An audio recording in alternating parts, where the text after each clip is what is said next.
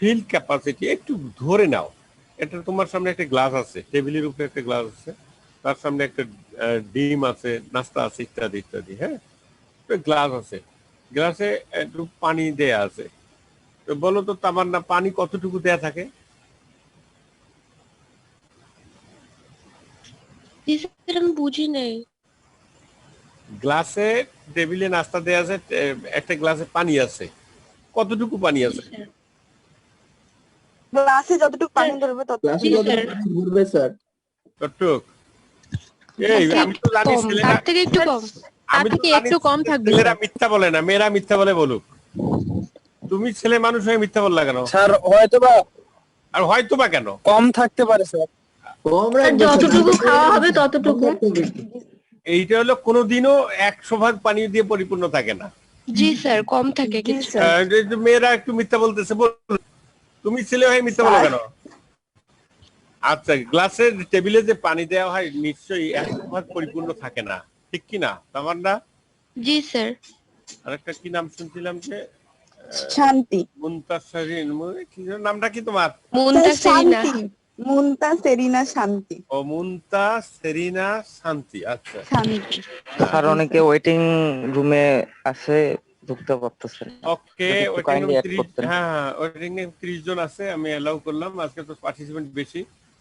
তার শান্তি, তুমি তো আমাকে মিসগাইড করছো, 9টার সময় তো ছাত্র বেশি হয়। আর ক্লাস মানে সকালে তবুও স্যার প্রবলেম সকাল তো। ছিল স্যার। এই যে এখন এই আমাদের জন্য স্যার। 231 জন ছাত্র। স্যার ঘুম থেকে উঠে অনেকে আসতে পারে না স্যার, 260 জনের উপরে আমাদের স্টুডেন্ট থাকে প্রতিটা ক্লাসে। যদি কই? নেটওয়ার্কের জি প্রবলেম, স্যার। স্যার নেটওয়ার্কের প্রবলেমের কারণে কয়েকদিন করতে পারে নাই স্যার, কিন্তু এমনিতেই থাকে। স্যার এখন স্যার নেটওয়ার্কের প্রবলেম নাই, সকালবেলা সবাই একবারই আজকে জয়েন। যত অংশ কম থাকে, গ্লাসে পানি কি ততটুকু থাকে? না স্যার। উপরে হয়তো 1 ইঞ্চি পরিমাণ পানি কম থাকে, তাই না সাধারণত? জি স্যার, গ্লাসটা সাধারণত। পরিপূর্ণ থাকে না, 1 ইঞ্চি বা 1 ইঞ্চির কম পরিমাণ খালি থাকে, sir half inch. Half inch. জি স্যার। এটা তো টেস্ট করার জন্য তোমার বাসায় দাওয়াত খাইতে হবে আমার। হাফ ইঞ্চি থাকে না 1 ইঞ্চি থাকে? জি স্যার, তো অবশ্যই। এখন জি স্যার, অবশ্যই। আপনি ধরে চাপের নেই আমার মধ্যে আসেন। 1 ইঞ্চি পরিমাণ ধরে নাও কম থাকবে। আচ্ছা ঠিক আছে, 1 ইঞ্চি পরিমাণ, বটম থেকে 1 ইঞ্চি পরিমাণ এরকম পানি কি থাকে? বটম থেকে, টপ থেকে 1 না ইঞ্চি স্যার, কম এটা থাকে? সবসময় সারফেস না এরিয়া স্যার, ওরকম থাকে না স্যার, এরকম উপর থাকে না। থেকে থাকে। তাহলে উপর থেকে 1 ইঞ্চি কম থাকে, নিচ থেকে 1 ইঞ্চি পরিমাণ পানি, যে পানির পরিমাণ কম, ওই নিচে 1 ইঞ্চি পানি, জাস্ট 1 ইঞ্চি পানি ডেপথ থাকে না। তাহলে আইডিয়াল কন্ডিশন কি জানো? আইডিয়াল কন্ডিশন হলো এই যে উপরে যতটুকু পানি থাকবে তার কাছাকাছি আমরা সাধারণত রাখার চেষ্টা করি। তো আমরা যখন নিজে খাই, তো পানির লেভেলটা তো নিচের 1 ইঞ্চি কখনো দেই না। আমরা যদি ধরো কোনো বন্ধু যদি তোমার বাসায় আসে, তোমার একেবারে প্রিয় বান্ধবী যদি আসে, তাহলে তুমি কখনোই নিচের 1 ইঞ্চি ডেপথের ওয়াটার গ্লাসের মধ্যে দিয়ে বলতে পারো না যে তুমি খাও। বলতে পারো?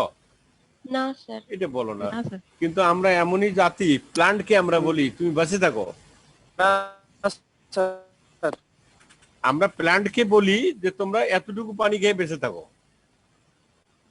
তো এখন আমি বলছি, ফিল্ড ক্যাপাসিটি হলো তার ম্যাক্সিমাম ক্যাপাসিটি। ফিল্ড ক্যাপাসিটি হলো তার ম্যাক্সিমাম ক্যাপাসিটি। সাধারণত ফিল্ড ক্যাপাসিটির উপরে যদি বেশি পানি দেই, তাহলে কি হয়, গ্লাসটা একে ভর্তি করে দেই, আরো একটু বেশি দিলাম আদর দিয়ে, দরদ দিয়ে, তাহলে কি হবে বলো তো? পানিটুকু স্যার উছলে পড়ে যায়, ওভারফ্লো হয়ে পড়ে যাবে।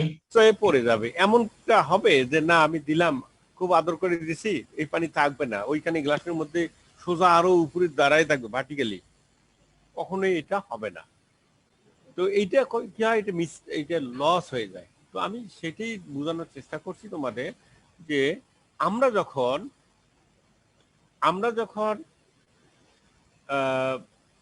গ্লাসে পানি দেই, তো ও তার একটা ক্যাপাসিটি আছে, তার উপরে গেলে লস হয়ে যায়। সয়েলেরও এরকম একটা ধারণ ক্ষমতা আছে, হ্যাঁ, তার বেশি দিলে ইয়ে হয়ে যায়। এখন আমাদের এই যে মুড়ি খাওয়ার সময় আসছে, রোজা আসছে, আমরা মুড়ি 2 হাত দিয়ে যদি ধরি, আমি যদি বলি যে আমাকে ম্যাক্সিমাম মুড়ি দাও, তুমি 2 হাত দিয়ে বেশি করে ধরতে চেষ্টা করতেছো, তো যতই বেশি ধরতে চেষ্টা করতেছো তুমি পারতেছো না। তোমার একটা ক্ষমতা আছে, এই ক্ষমতার বাইরে তুমি ধরতে পারো না। তো তো তার বেশি দিলে কি হয়, সেটা মানে মুড়িটা পড়ে যায়, जी सर তাই না? जी सर মুড়িটা পড়ে যায়, তা আমরা এটা কখনোই ধারণ করতে পারি না। এই ম্যাক্সিমাম যে ক্যাপাসিটি সেটাকে বলি আমরা ফিল্ড ক্যাপাসিটি। এখন যদি আমরা এই যে এখানে আমাদের ধারণা হাত স্যার থেকে আপনি কি স্ক্রিন শেয়ার করছেন? না, স্ক্রিন শেয়ার করি নাই। আচ্ছা স্যার। এটা আমি জাস্ট প্রশ্নগুলো উত্তর দিচ্ছি। আচ্ছা তো আমি যেটি বলতেছি ম্যাক্সিমাম ওই যে সয়েলের মধ্যে এইখানে ওয়াটারটুকু পড়ে যায়, কেন পড়ে যায়? এটা তার বাইন্ডিং, তার এই বাইন্ডার নাই, সে কারণে এটা পড়ে যায়। এটা ফোর্স অফ গ্র্যাভিটির কারণে এটার ওখানে থাকতে পারে না, জাস্ট পাশে যে কোনো উপায়ে সে পড়ে যায়। তো সেখানেও ফোর্স অফ গ্র্যাভিটির কারণে, গ্র্যাভিটেশনাল ফোর্স জি এর কারণে পানিটুকু নিচে না গিয়ে উপরে না গিয়ে নিচে পড়ে যায়। আর যদি গ্র্যাভিটি উপরের দিকে হইতো তাহলে উপরের দিকে চলে যেত। তো গ্র্যাভিটি ডিরেকশন যেহেতু আমরা জানি, ডিরেকশন হলো towards the centre of the earth, সে কারণে পানিটুকু কি হয়, পানিটুকু নিচে পড়ে যায়। আমাদের সয়েলের যে পানিটুকু সেটা গ্র্যাভিটির কারণে এটা কেন্দ্রের দিকে, অর্থাৎ পানির ভূ অভ্যন্তরে, অর্থাৎ সাবসারফেসে চলে যায়। এই হলো আমাদের ফিল্ড ক্যাপাসিটি, এটা হলো ম্যাক্সিমাম ক্যাপাসিটি।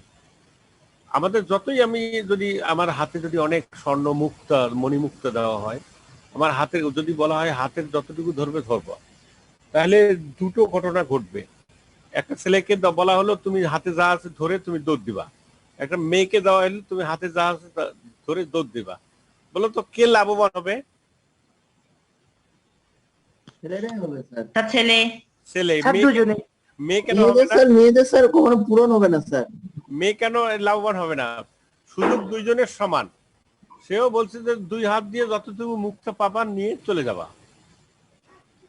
আর সময় হলো আধা ঘন্টা। হ্যাঁ, হাতে ধরবা। ছেলেরা বড় ছেলের হাতের ক্যাপাসিটিও বেশি হবে, ধরে নেই হাতের ক্যাপাসিটি দুইজনের সেম। একটা তোমাদের ছোট ছেলে আছে না, ওই ছোট ছেলেটা তোমার হাতের ক্যাপাসিটি সেম, কে লাভবান হবে বলো তো? ছেলেরাই বেশি লাভবান হবে। কেন? কারণ স্যার ছেলেরা ওটা নিয়ে গিয়ে বিক্রি করে দিবে, আর মেয়েরা ওটা গহনা বানায় পরার চেষ্টা করবে। না, সেটা না। তুমি আগে নিয়ে আসার ক্ষেত্রে আমার মনে হয় ছেলেরা মনে করবে এতটুকু ধরছে এটা নিয়ে যাই, মেয়েরা মনে করবে এটা ধরছে আর একটু ধরতে ধরতে আধা ঘন্টা পার হয়ে যাবে, ডিসকোয়ালিফাইড হয়ে যাবে। যার ওজন কম হবে স্যার সে বেশি লাভবান হবে স্যার। যার ওজন কম হবে সে বেশি লাভবান হবে। টাইমের কারণে তোমরা ডিসকোয়ালিফাই হয়ে যাবে, তোমাদের তো লোভ বেশি। মেয়েদের লোভ বেশি না। তুমি মনে করো বেশি করে স্বর্ণ নিতে চেষ্টা করবা, আর ছেলেটা মনে করবে যা পাইছে আমার তো সময় আছে এইটুকু। জি স্যার, খুব কম লোভ মেয়েদের। না স্যার, ছেলেগুলা এরকম করবে স্যার, ছেলেগুলা এরকম করবে, মেয়েগুলা নিয়ে দৌড় দিবে, সাথে সাথে দৌড় দিবে বাড়ি। তাই নাকি? জি স্যার, ওয়েটিং রুমটা তীব্র প্রতিবাদ জানাচ্ছি তারা তো স্যার। মনে করবে যে আর একটু ইয়ে করি। ওকে, আমরা তাহলে মেজারমেন্ট। তো আমার ওয়েটিং রুমে কেউ নাই, এখন 3 জন আছে, 3 জনকে অ্যালাউ করলাম। এখন আমরা শুরু করছি। তো গত ক্লাসে আমরা দেখেছিলাম যে আমরা মাটিতে পানি আছে, যেখানে যতটুকু আছে সেটাও মেজার করা দরকার, সেটা আমরা অলরেডি প্রকাশ করে ফেলছি। মাটিতে কি পরিমাণ পানি আছে আমরা অলরেডি প্রকাশ করে ফেলছি। সেটা প্রকাশ করার দুইটা আমরা অপশন পেয়েছিলাম, একটা হলো ভলিউমেট্রিক আর একটা হলো oven dry weight basis. Moisture content আমরা বলে ফেলছিলাম। তো সেখান থেকে আমরা ময়েশ্চার কন্টেন্ট ভলিউমেট্রিক বলা হচ্ছে এত %, সেখান থেকে পার্সেন্টকে আমরা depth of water D, small D তে কনভার্ট করেছিলাম, এবং ক্যাপিটাল ডি এবং স্মল ডি এই দুটোকে আমরা অলরেডি বলেছি কি। তো আমরা সেটি আবারও ওইটাকে কনসিডারেশনে এনে কি পরিমাণ আমি দরকার, এই যে বললাম যে আমাদের দরকার হলো টোটাল দরকার হলো 7 সেন্টিমিটার পানি। আমাদের আছে যদি 3 সেন্টিমিটার পানি, তাহলে দিতে হবে কত? 4 সেন্টিমিটার। এই যে 4 সেন্টিমিটার পানি দিব, সেটা তো নিশ্চয়ই মেজার করে দিতে হবে। তো কিভাবে এটা মেজার করব? তো তার আগে আমি জেনে নিব যেটা মেজার করব সেটা কোথায় পাওয়া যায়, সেটার সোর্স কি। তো তো সোর্স হলো আমাদের যে সয়েল ময়েশ্চারের সোর্স হলো 1 নম্বর সোর্স হলো রেইনফল অর প্রিসিপিটেশন। তোমরা বলবা যে স্যার রেইনফল তো ন্যাচারাল, সেটা আবার সোর্স হয় কিভাবে? সেটা হওয়ার পরে, রেইনফল হওয়ার 10 দিন পরে সেটা তো ন্যাচারাল হয় না, সেটা সয়েলের মধ্যে থাকে। তো সেটি এই রেইনফল আমার একটা সোর্স অথবা প্রিসিপিটেশন। আমরা রেইনফল তো জানি বৃষ্টি, আর প্রিসিপিটেশন জানি এটা কি জিনিস? এটা হলো বারিপাত। মানে any form of water available in the atmosphere is called precipitation. Rainfall is a major part of precipitation. যদি আমি দুটো মেজর পার্ট বলি, একটা রেইনফল আর স্নোফল। আমাদের দেশে স্নোফল একেবারেই কম, রেইনফলটা বেশি। অন্যান্য দেশে অনেক দেশে স্নোফলটাও রেইনফলের সমান সমান হয়ে থাকে। তাহলে এর পরের যে আইটেম সেটা হলো যে আন্ডারগ্রাউন্ড সোর্সেস। আমরা তো বললাম আগে রেইনফল, এরপরে প্রিসিপিটেশন। প্রিসিপিটেশনের মধ্যে আমরা বলছি রেইনফল, তারপরে atmospheric water, atmospheric gaseous water, vapour ফর্মের ওয়াটার আছে। আর আন্ডারগ্রাউন্ড ওয়াটার হলো this can be shallow of bore holes. এই সমস্ত ওয়াটার আন্ডারগ্রাউন্ডে অবস্থান করে, এটা অগভীর অঞ্চলে অথবা ডিপ অঞ্চলে সেটা অবস্থান করে। আর সোর্স হলো stream, river, lakes, pump ponds. এইগুলোর মধ্যে যে পানিটুকু থাকে সেটি আমরা ইরিগেশনের সোর্স হিসেবে পরবর্তীতে ব্যবহার করে থাকি ইফ উই নিড। এরপরে স্প্রিং অ্যান্ড ওয়াশ ওয়াটার। তো আমরা স্প্রিং মানে ওয়াশ ওয়াটার আইজি, যেমন ফর এক্সাম্পল ইন্ডাস্ট্রিয়াল ওয়াটার আর সুইজ ওয়াটার। আমরা এই সমস্ত কিছু কিছু ওয়াশ ওয়াটার আমাদের আছে ইরিগেশন। ধরে নেয় দিনাজপুর শহরে একটা ক্যানেল গেছে, তাই না? দিনাজপুর শহরের মাঝখানে একটা ক্যানেল গেছে। বলো তো ক্যানেলটার নাম কি? এই দিনাজপুর কার বাড়ি? আমার স্যার। হ্যাঁ বলো। দিনাজপুর শহরের পাশ দিয়ে জোড়া ব্রিজ যেটা, যার উপরে আছে, এইটা এই ক্যানেলের একটা নাম আছে, নামটা কি? স্যার ক্যানেলটারও দেখছি স্যার, কোনোদিন তো নাম শুনিনি। ঘাগরা। খালি না, খালি দেখেই গেলা, নাম শুনবা না? স্যার আরেকবার বলেন, শুনতে পাইনি। দিনাজপুর শহরের মাঝখান দিয়ে বা সাইড দিয়ে এই যে জোড়া ব্রিজের নিচ দিয়ে যে ক্যানেল গেছে, এই ক্যানেলের নাম কি? শহরের ভিতরে স্যার না বাইরে? শহরের ভিতরে। ঢাকা শহরের বাইরে, ঢাকা শহরের মধ্য দিয়ে যে ক্যানেল গেছে এর নাম কি? ঢাকা স্যার। হাতির ঝিল। আচ্ছা, ঠিক আছে। রংপুরের মধ্য দিয়ে যে ক্যানেল গেছে তার নাম কি? তার শ্যামা সুন্দরী। শ্যামাসুন্দরী। শ্যামা সুন্দরী খাল স্যার। এই যে প্রত্যেকটা জিনিসের একটু মনে রাখতে হবে। তো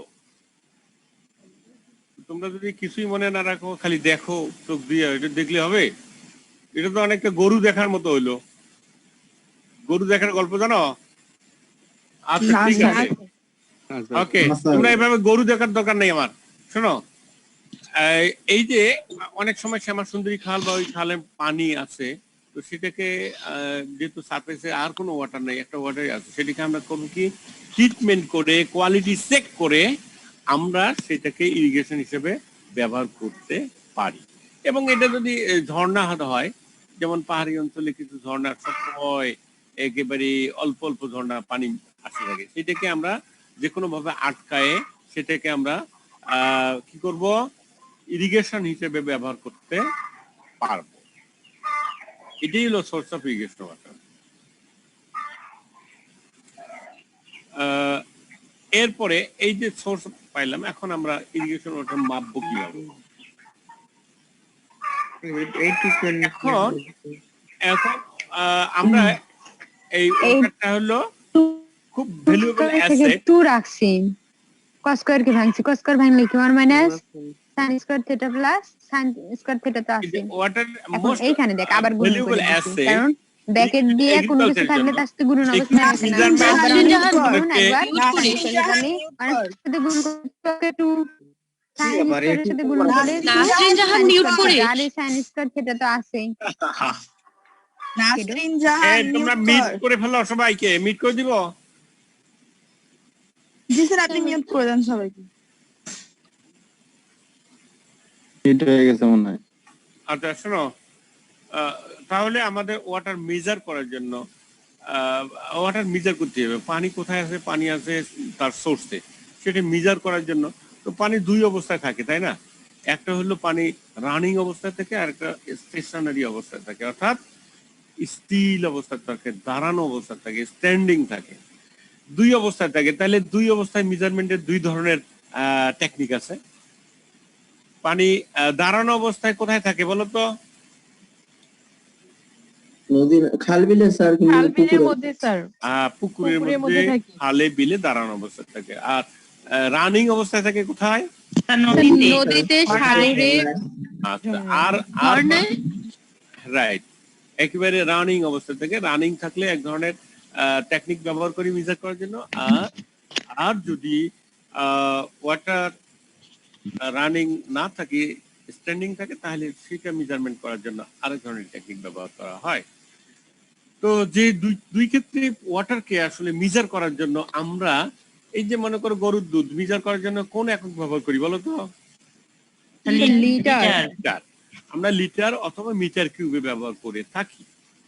হ্যাঁ, আমরা লিটার বা মিটার কিউবে ব্যবহার করে থাকি। এটা তখন ফ্লো হয়, তাহলে প্রতি সেকেন্ডে ফ্লো হয়, তাই না? তখন আমরা হয় লিটার পার সেকেন্ড অথবা মিটার কিউব পার সেকেন্ড, এইভাবে আমরা কনসেপ্টটা একটু বোঝার চেষ্টা করি।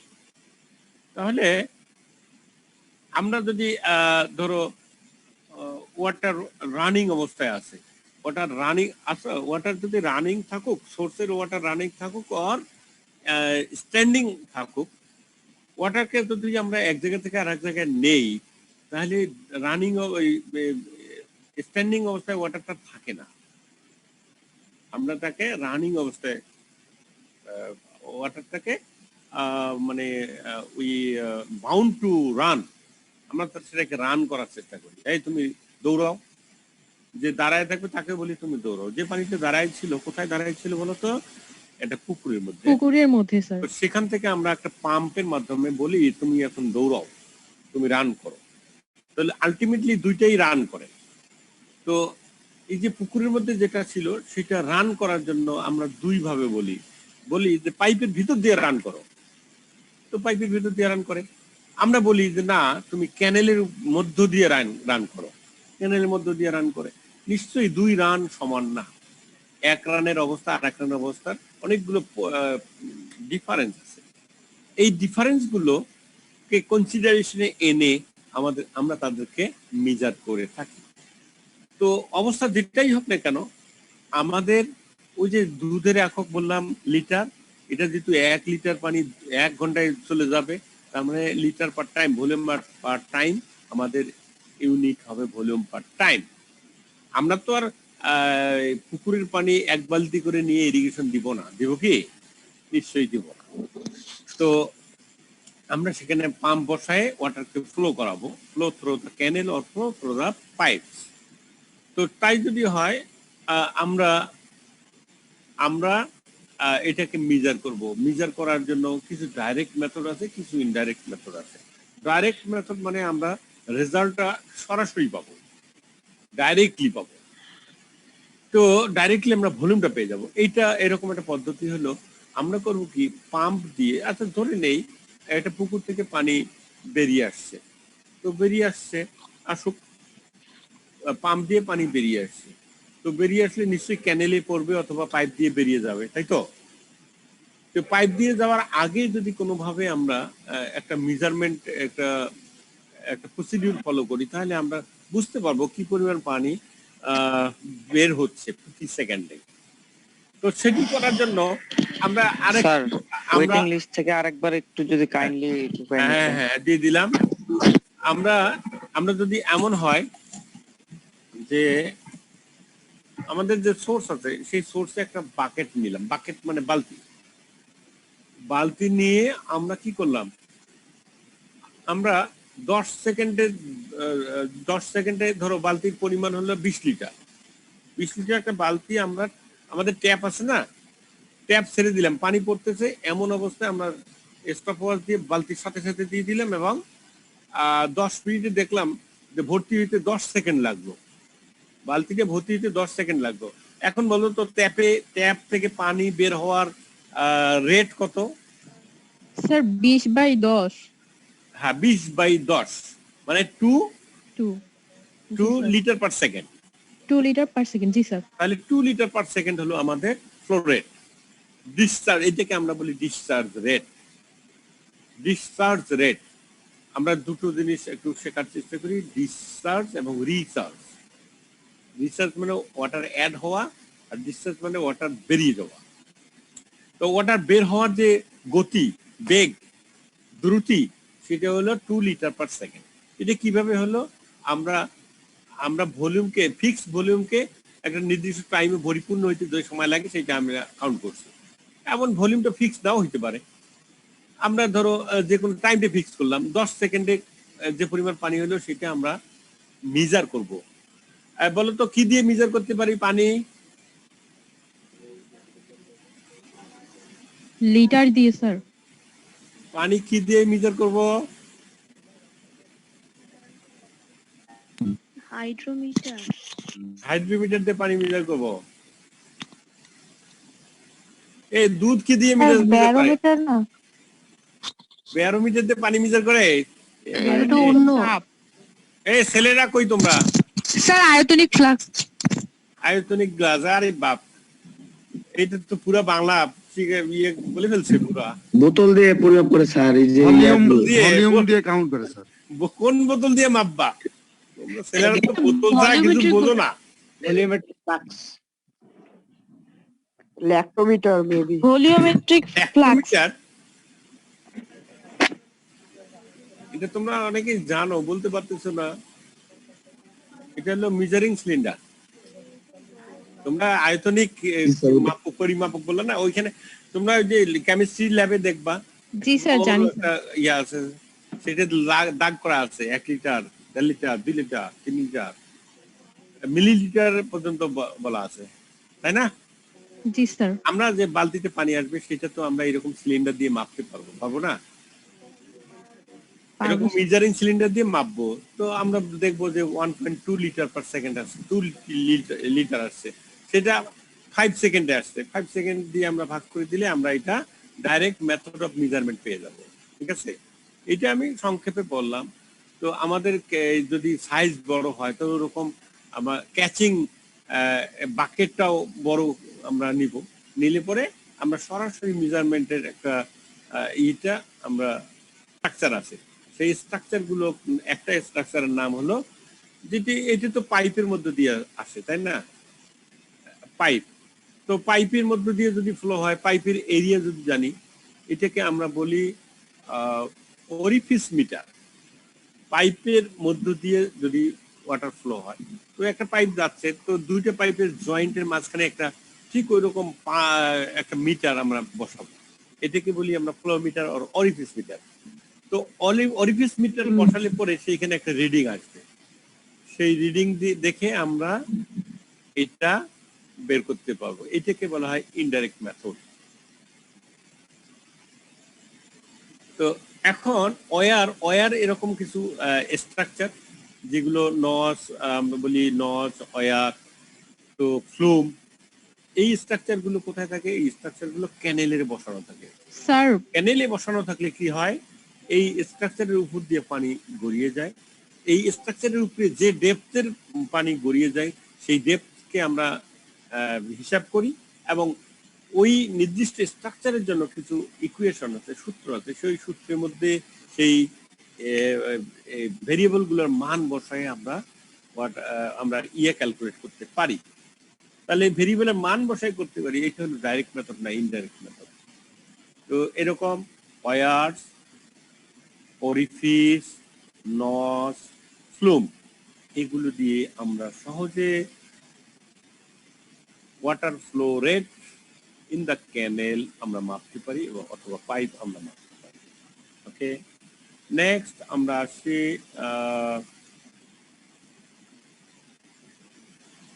এই যে কি কি ইকুয়েশন লাগে, কিউ ইকুয়াল টু CL(H)⁴ নিচের ইকুয়েশনে চলে আর দেখো, কিউ ইকুয়াল টু 0.186 L(H)⁴ 1.5। এখানে এল হলো ওই যে ট্রিপলিটি ওয়্যার ওয়্যারের একটা ফিক্সড লেন্থ আছে, সেটা তো আমরা জানি, এটা বসানোর আগেই আমরা জানি।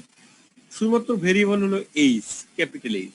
এইচ এর মান যদি আমি ওটা মেজার করি, এইচ হলো depth, H depth in centimetre, এইটা যদি ডেপথ আমরা মেজার করতে পারি তাহলে আমরা সহজে বলতে পারবো যে এইটার ফ্লো রেট কত, এই চ্যানেলের ফ্লো রেট কত। এইভাবে আমরা ওরিফিস দিয়েও করতে পারি।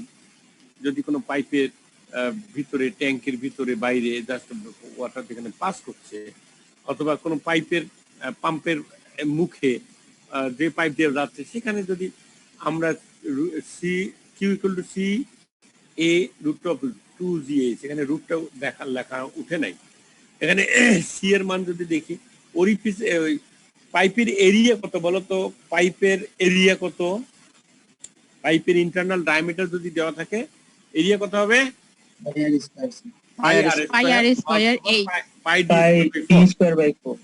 তাহলে এরিয়া পাওয়া গেল। এখানে রুট অফ 2GH, এইচ হলো ট্যাঙ্কের হাইট, ট্যাঙ্কে পানির লেভেলের হাইট, আপ স্ট্রিমে অর্থাৎ যে ট্যাঙ্ক থেকে পানি বের হচ্ছে পানির লেভেলের হাইট, সেটা যদি পাই তাহলে আমরা কোনো ট্যাঙ্ক থেকে যে পাইপে যে পানিটুকু বের হচ্ছে ওইটুকু এর পরিমাণ আমরা এভাবে বের করতে পারি, অরিফিসের মাধ্যমে পাইলাম। এবারে আসি ফ্লুমের মাধ্যমে। ফ্লুমের মাধ্যমে অরিফিসের মাধ্যমে বলেন স্যার, এখানে কি আপনার ট্যাঙ্কটা আপনার সারফেস থেকে উপরে হবে নাকি ওই জন্য কি আসছে? ট্যাঙ্ক সারফেস থেকে উপরে থাকতে হবে। আমরা এবারে আসি ফ্লুমের মাধ্যমে।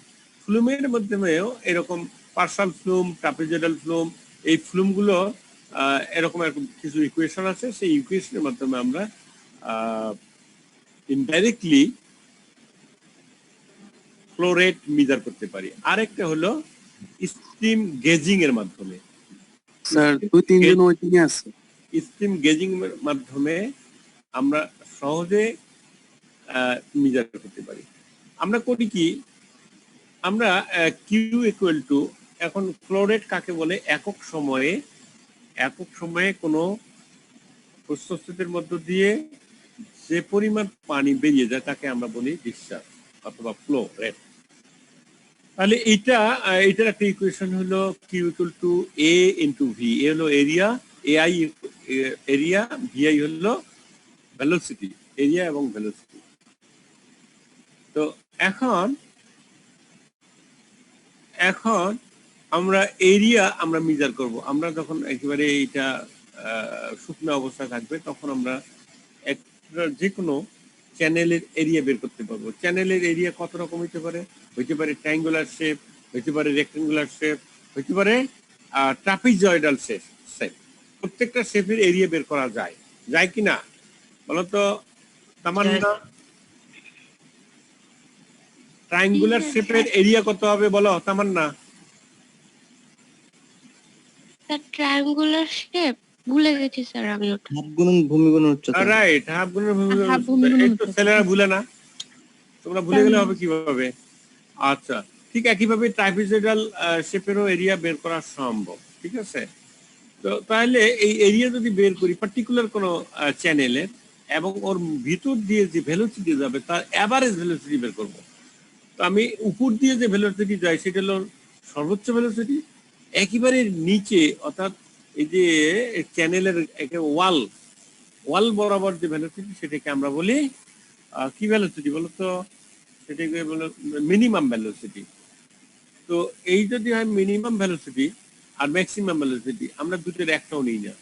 আমরা করি কি, আমরা 0.2 ডেপথে উপর থেকে 0.2 ডেপথ, 20% ডেপথ এবং উপর থেকে 80% ডেপথ, দুই ডেপথের আমরা ভেলোসিটি বের করে আমরা করি কি, দুই ভেলোসিটির এভারেজ করি। অথবা যদি একটা ডেপথ নেই, সেটা হলো 0.6, 60% ডেপথ, ডেপথের 60%-এ উপর থেকে ডেপথের 60%-এ আমরা যে ভেলোসিটি পাই সেটিকে আমরা বলি এভারেজ ভেলোসিটি। এই এভারেজ ভেলোসিটি যদি আমরা মেজার করতে পারি তাহলে আমরা সহজে এরিয়া দিয়ে গুণ করলে আমরা পার্টিকুলার চ্যানেলের জন্য আমরা ভেলোসিটি বের করতে পারি। তো আরেকটা হলো ইউজিং ফ্লোট। ফ্লোট মেথডে আমরা খুব সহজে এটা বের করতে পারি। আমরা জানি যে সারফেস ভেলোসিটি, সারফেস এই দেখো আমার স্ক্রিনে আমার অবজেক্ট থেকে দেখতে পাচ্ছ একটা ফ্লোট ভেসে যাচ্ছে পানির উপর দিয়ে। শান্তি দেখতে পাচ্ছ? জি স্যার, দেখতে পাচ্ছি। আচ্ছা, তাহলে এরকম একটা নন ডিস্টেন্স আমার এই এরো থেকে এই এরো পর্যন্ত আমি যদি ধরি ডিস্টেন্স হলো এক ডিস্টেন্স হলো 5 ফিট বা 10 ফিট। 10 ফিট এই ফ্লোর যদি এখান থেকে ছেড়ে দেই, এখানে আসতে যদি 10 সেকেন্ড লাগে, তো fit per second 1 fit per second এর ভেলোসিটি হবে। এটা কার ভেলোসিটি? Surface velocity. আমরা তো সারফেস ভেলোসিটি অ্যালাউ করি না, সেক্ষেত্রে এইটাকে আমরা করি কি, কনভার্ট করি অ্যাভারেজ ভেলোসিটিতে। এটা বলা হয় 80%। অ্যাভারেজ ভেলোসিটি হলো সারফেস ভেলোসিটির 80%। অ্যাভারেজ ভেলোসিটি সারফেস ভেলোসিটি যেটা হবে তার 80%, অর্থাৎ surface velocity 10 feet per second হলে অ্যাভারেজ ভেলোসিটি হবে 8 ফিট পার সেকেন্ড। এরকম একটা কনভেনশন আছে, আমরা সেটি আমরা ধরতে পারি।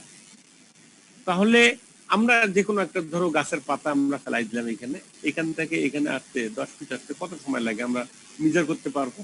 তাহলে এত ফিট পার সেকেন্ডের হলো সারফেস ভেলোসিটি, সেটিকে আমরা অ্যাভারেজ ভেলোসিটি কনভার্ট করার জন্য 80% অফ দ্য সারফেস ভেলোসিটি হলো অ্যাভারেজ ভেলোসিটি। সেটি করলে পরে আমরা যে ভেলোসিটি পাইলাম, তাহলে আমাদের নিশ্চয়ই যে ক্যানেলটা দিয়ে পানি যাচ্ছে তার একটা আমরা এরিয়া অ্যাসিউম করতে পারবো, তাই না? এটা হইতে পারবে হয় সাধারণত ট্রাপিজয়েডাল হয় অথবা রেক্টেঙ্গুলার চ্যানেল হয়। এটা যদি পাকা চ্যানেল হয় রেক্টেঙ্গুলার, তাহলে তো আমরা পাবোই বেজ ইনটু হাইট। সেভাবে আমরা অতি সহজে ফ্লো রেট বের করতে পারি কোনো চ্যানেলের মাধ্যমে মধ্য দিয়া ইউজিং ফ্লট। তাহলে আমরা এরপরে আমরা তাহলে অন্য একটা চ্যাপ্টারে আসি। আজকে আমি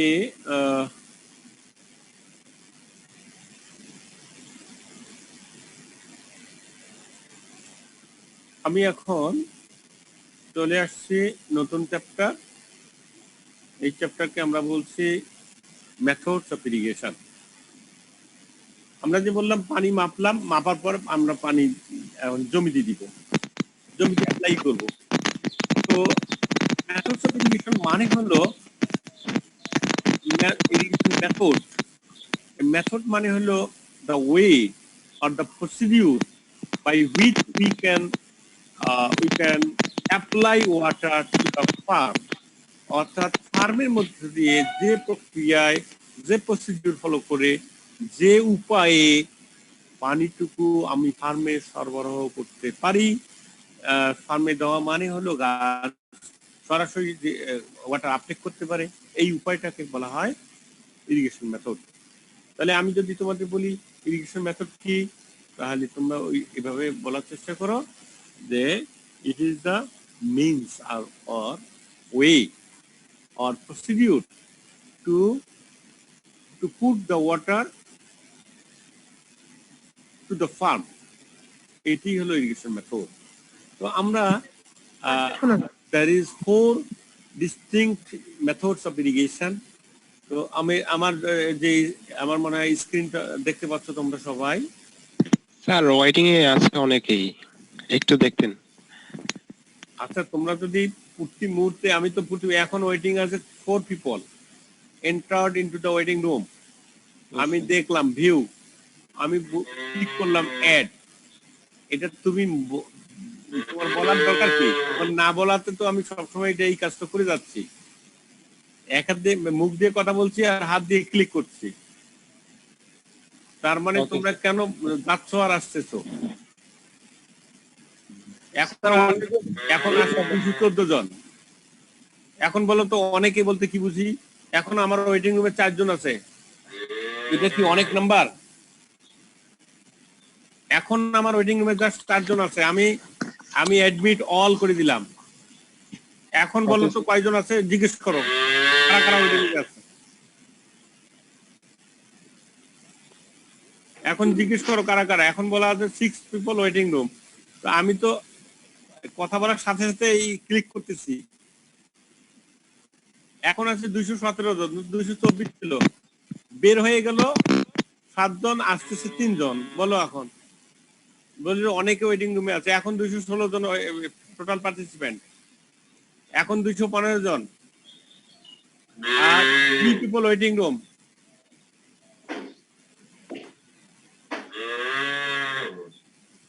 ওকে, এখন 16 জন, 5 people entered into the waiting room.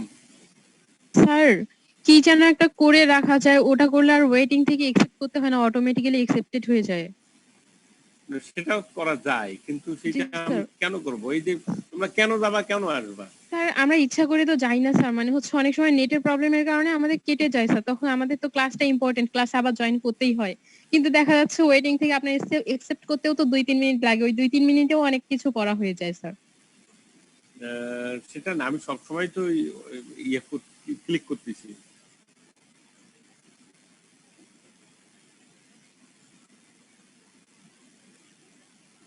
এটা তো আমি সবসময় একটু ইয়ে করতেছি।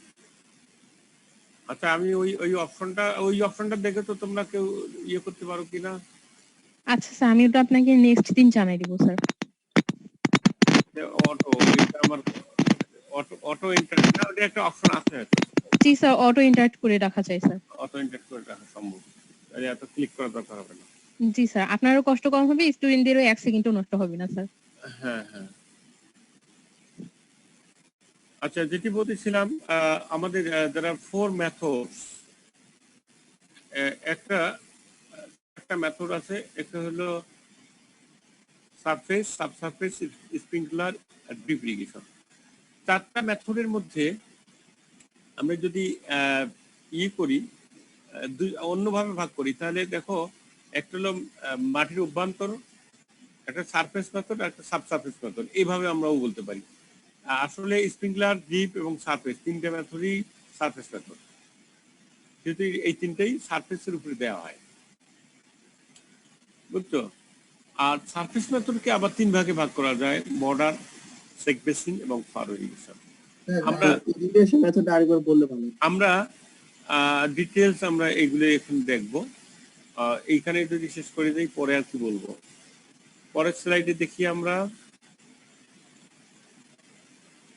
আমাদের টার্গেট হলো, আমরা এখন করছি surface irrigation method. Surface irrigation মেথডটা কি জিনিস? Water is applied directly to the soil from the channel.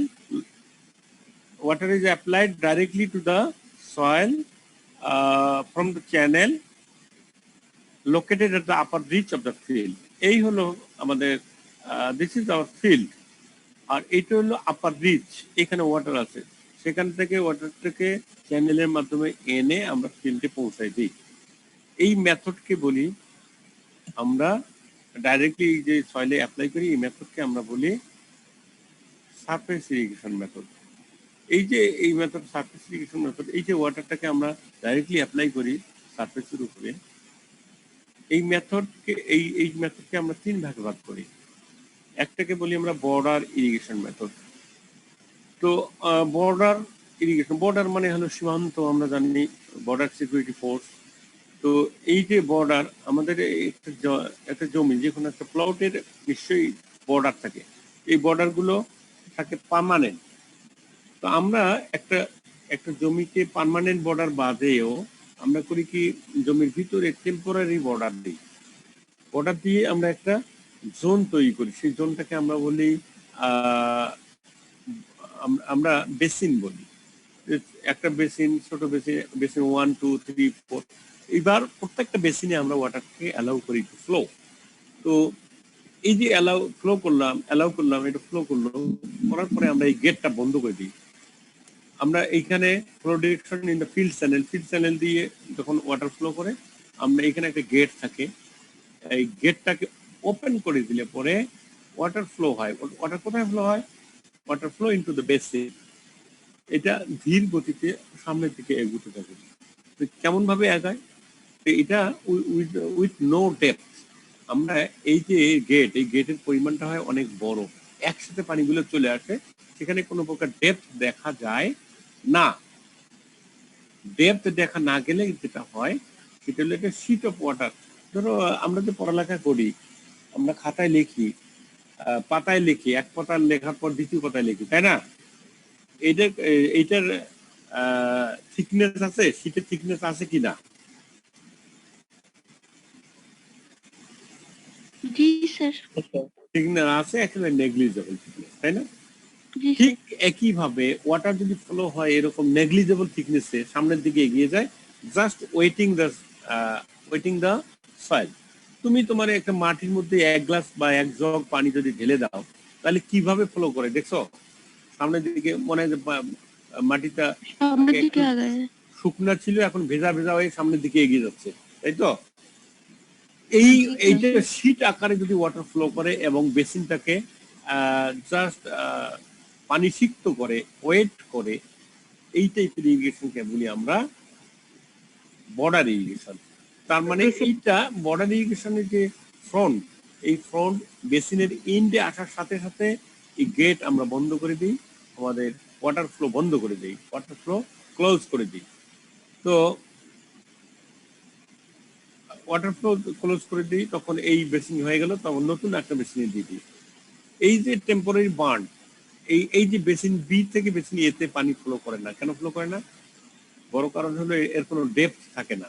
Depth থাকলে তো এটা ওভারটপিং হবে, ঠিক আছে? জাস্ট এইগুলো কি করে তাহলে টেম্পোরারি বার্ন গুলো? ওয়াটারকে গাইড করে, যেহেতু ডেপথ কম, বার্নটাও টেম্পোরারি, এর হাইট কম, তাহলে সে কি করে? ওয়াটারকে গাইড করে টু ফ্লো ফরওয়ার্ড, সামনের দিকে দেওয়ার জন্য। কেন ওয়াটার এই দিক থেকে, এই যে চ্যানেলের ওই দিক থেকে উল্টা পাশে ফ্লো করে বলো তো শান্তি? ওয়াটার কেন ফ্লো করবে? চ্যানেলের ওইখান থেকে পানি, এই যে বেসিন বি এই পর্যন্ত ওয়াটার ফ্লো করবে কেন? ওয়াটার কেন ফ্লো করবে?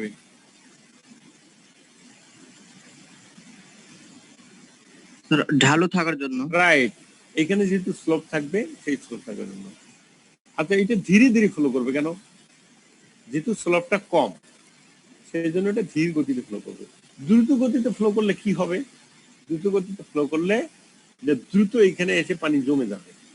যাই হোক, আমাদের মেইন টার্গেট হলো ধীর গতিতে ফ্লো করা। কারণ কি?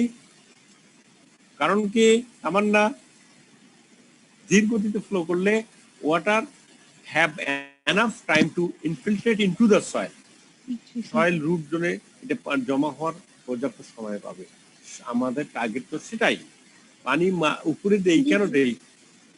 পানি উপরে দিই কেন দেই? মাটির নিচে যেন যায়, নিচে যাওয়ার জন্য। জি স্যার, মাটি যেন সেটা অ্যাবজর্ব করতে পারে। রাইট।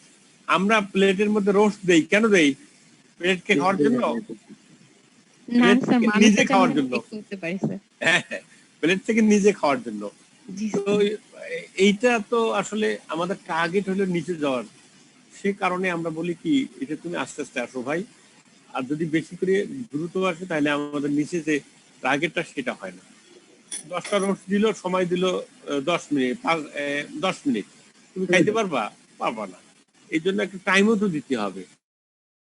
এই জন্য খাওয়ার টাইম কত মিনিট বলো তো শান্তি? খাওয়ার সময় কত? 20 মিনিট স্যার। 20 মিনিট। এখন শান্তি মতো খাওয়ার সময় কত? শান্তি বলো। হ্যাঁ স্যার, আধা ঘন্টা। আধা ঘন্টা। শান্তি মতো খাওয়া কোথায় দেয় বলো তো? স্যার, বাসায়। বিয়ে বাড়িতে? না না, বিয়ে বাড়িতে না স্যার, বিয়ে বাড়িতে অনেক তাড়াহুড়া করে খাওয়া। তাড়াহুড়া খাওয়া হয় না। ওটা শান্তি মতো কোথায় খাওয়া দেয়? যেটা 3 ঘন্টা। শ্বশুর বাড়ি স্যার, শ্বশুর বাড়ি। না না, ওটা না, ওটা তো অনেক দূরে আছে। না, এইটা তো বুফে সিস্টেম খাওয়া দাওয়া আছে, বুঝছো? ওখানে টাইমিং দেওয়া থাকে যে 10টা পর্যন্ত খাবেন, 6টায় ঢুকবেন, 10টায় বেরোবেন। হোটেলে বুফে সিস্টেম খাওয়া দাওয়া একটা আছে, আমাদের দেশেও চালু হয়েছে। হ্যাঁ, তুমি 6টায় যাবা, একটু একটু খাবা, যত আইটেম খাও 6টা থেকে 10টা পর্যন্ত খাইলে কেউ তোমাকে কিচ্ছু বলবে না, বুঝছো? জি স্যার। রাত না দিন স্যার? হ্যাঁ, রাতে না দিনে? সবচেয়ে বেশি টাইম মতো খাওয়া যায় স্যার টিভি দেখতে দেখতে স্যার, সারাদিন দেখে দেখে। ওটা তো বাচ্চারাই খায়, তোমার বয়স কত? স্যার আমাদেরও এরকম হয়। খাই টিভি দেখতে থেকে তোমরা তো শিশু তাইলে সবাই। এনিওয়ে আমরা বর্ডার ভাতের ইরিগেশন দিকে মনোযোগ থাকে খাতা বলতে তুমি খাচ্ছ আর একটা আরেকজন দিয়ে গেল আরেকটা ওটাও খাচ্ছ। হ্যাঁ স্যার তখন খাইতে পারবো, কিন্তু শুধু ভাত খাইলে খাইতে ইচ্ছা করে না। তাই জি, এই হলো আমাদের বর্ডার ইরিগেশন। তাহলে ইনটেক টাইমটা আমাদের দিতে হবে। স্যার এখানে কি আপনার যে মেইন চ্যানেলটা থাকে, চ্যানেলটা থেকে কি বেসিনের উচ্চতা কি কম হয় নাকি? চ্যানেল থেকে বেসিন স্পিড কম হবে কেন? এইটা আপনি তো চ্যানেলটা বলেছেন ঢালু থাকবে কেন? ঢালু থাকতে হবে, উচ্চতা কম বেশি ব্যাপার না, চ্যানেল থেকে ওয়াটার ফ্লো থাকতে হবে। এটা ওয়াটার ফ্লো থাকলে এদিক দিয়ে যদি আমি জাস্ট গেটটা খুলে দেই ওয়াটার চলে আসবে, গেট খুলে দিলে ওয়াটার চলে যাবে, তার মানে there is some energy, water flow energy থাকে, সেজন্য পানি চলে আসবে। এই ছিল আমাদের বর্ডার ইরিগেশন। ওকে, এটা সারফেস ইরিগেশন একটা ভাগ, যে ভাগকে আমরা বলছি বর্ডার ইরিগেশন। আমরা এরপরে দেখি কোন ইরিগেশন। ও জাস্ট এই বর্ডার ইরিগেশনে দেখা যাচ্ছে এই ভদ্রলোক কি করছে বলো তো, শান্তি বলো, এখানে এই ভদ্রলোক কি করতেছেন? ছোট একটা গেট খুলে দিছে যেন রাইট, মাটি মানে পানি প্রবেশ করতে পারে। রাইট, এই যে গেট খুলে দিচ্ছেন, এই যে এই দুইটাতে গেট দেওয়া আছে, এইতে খোলা আছে, এই ভদ্রলোক গেট খুলে দিচ্ছেন, এইটা খুলে দিয়ে দৌড়ে গিয়ে এটা খুলে দিচ্ছেন, ওয়াটার সিটের আকারে ফলো করতেছে সামনের দিকে। সো এটা ইরিগেশন হচ্ছে। ওকে, তাহলে এইটা দেখো অনেক বড় স্ট্রিম সাইজ লাগে, এই যে এটা অনেক বেশি পরিমাণ পানি লাগবে দ্রুত। আর এখানে একটা বিষয় হচ্ছে না যে আপনার যে ল্যান্ড আপনার জমি যে অংশটা আপনার যে মেইন ইয়ের লাইনের সাথে থাকে, মেইন স্ট্রিম লাইনের সাথে থাকে, ওইটাতে আপনার বেশি পানি জমে যাওয়ার চান্স থাকে না? কেন থাকবে? কোনো জমি থাকবে না এখানে। এখানে এই যে এইটা হলো লো ওয়াটার রিকোয়ারিং ক্রপ, যেগুলো অল্প পানি দরকার হয় যে সমস্ত ইয়েতে, তারা সাধারণত এরকম বর্ডার ইরিগেশন করা হয়। এটা ক্রপ নির্ভর, কোন ক্রপে এটা ইরিগেশন দিব সেটা নির্ভর করবে ক্রপের উপরে। এরপরে আসো দেখি, এই যে এই গেটগুলোকে আমি এভাবে দেখছি, এটাকে বলছি চ্যানেল আর এটা গেট, পানি এদিক দিয়ে আসতেছে, এই গেটগুলো এভাবে দেওয়া আছে। এটা কয় ফিট বা কয় মিটার লম্বা হইতে পারে বলা আছে, 100 থেকে 400 মিটার লম্বা হইতে পারে, ডিপেন্ডিং অন দা ল্যান্ড। এটাকে বলছি লেভি। আমি বর্ডার বলছিলাম না এর আগে, লো বাউন্ড, আর এটাকে আমরা লেভিও বলি, আইল যেটাকে বলি বাংলায়, হ্যাঁ, লো লেভি। এইগুলোকে সাধারণত আমরা ডিলিট করতে পারি বাই ফার্ম ইকুইপমেন্ট। তার মানে ট্রাক্টর দিয়ে যখন কাজ করি সেটা সহজেই ট্রাক্টর দিয়ে তৈরিও করা যায়, এটাকে ফিনিশও করা যায়। তাহলে এটা এরকম থাকবে। এটা পানি কেন এই দিক থেকে এদিকে আসবে? এমনি তো আসবে না, ডিউ টু স্লোপ। এই স্লোপের পরিমাণ বেশ কম থাকে। বেশ কম বলতে কি বুঝি? 0.005%, মানে কি 100 হইলে এইদিকে যদি 100 হয়, এইদিকে হলো 99.05, এত কম এর এলিভেশন, এর হাইট। এই যে এই বিন্দুর হাইট কত? এই যে 0.2, এটা হলো 99.8, এটা 99.8, এটা হলো 100, এত কম স্লোপ। তো ইফ সো এইটিকে আমরা বলছি বর্ডার ইরিগেশন। বর্ডার ইরিগেশন আর একটু দেখানোর চেষ্টা করো। উইডটা ভেরি করে 3 থেকে 15 মিটার। এটা ডিপেন্ড করে ইরিগেশন স্কিম, অর্থাৎ আমার এই পরিমাণ ওয়াটার সাপ্লাই এখানে আছে, এটা খুলে দেওয়া হয়েছে, ওয়াটার সামনের দিকে এগিয়ে যাচ্ছে। এই বর্ডার ইরিগেশন আবার দেখার চেষ্টা করো। নিশ্চয়ই এই বর্ডার ইরিগেশনের কিছু সুবিধা আছে, কিছু অসুবিধা আছে, তাই না? এই সুবিধা হইলো যে এই মাঝখানে যে টেম্পোরারি বান্ড, এই বান্ডগুলো বা রিজগুলো অথবা লেভিগুলো তৈরি করা যায় ফার্ম ইকুইপমেন্ট দিয়ে। আর এইখানে যেহেতু আস্তে ধীরে ওয়াটার ফ্লো করে, তাহলে সয়েল ইরোশনটা কম হয়। এটা ঠিক আছে কথাটা? বলো তো কথাটা ঠিক আছে কিনা?